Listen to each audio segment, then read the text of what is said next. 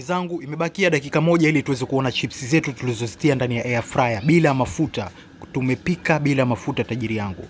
Bila mafuta. Humu unaweza kupika kuku, nyama, samaki bila kuweka mafuta. Kwa hiyo tukimaliza dakika moja hii tayari hii hapo. Sasa hivi tutaona chips zetu zinavyotoka hapo. Ziangalie jinsi zinavyoonekana. Yani ni perfect kabisa. Kwa hiyo kama unahitaji hii mashine tajiri yangu, njoo dukani kwangu. Nazo za lita 4, nazo za lita 6. Sema wewe unataka zipi tajiri yangu. Dakika moja tuweze kuona chips zetu. Kwa hiyo kaa standby tajiri yangu, kaa mkao wa kula ni kuonyeshe msosi jinsi ambavyo unatoka hapo. Kwa hiyo angalia wewe mwenyewe tajiri yangu. Dakika moja hiyo imebaki kama unavyoona. Zilikuwa dakika 20, imebaki dakika moja. Hii hapo. Nitakuonyesha chips zetu sasa hivi zikitoka zikiwa perfect kabisa. Kwa hiyo humo tajiri yangu budget kabisa kama unavyoelewa. Huweki mafuta hata tone kama mlivyoona mwanzo, sijaweka mafuta hata tone moja.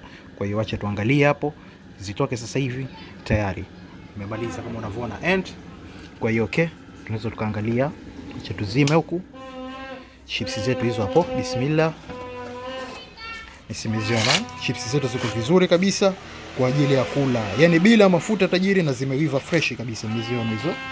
Kwa hiyo hapo unaweza kuchukua ukala simple kabisa, wala hazina kipengele tajiri. Hizi hapa nisimeziona. Bila mafuta na chips zimeiva fresh kabisa.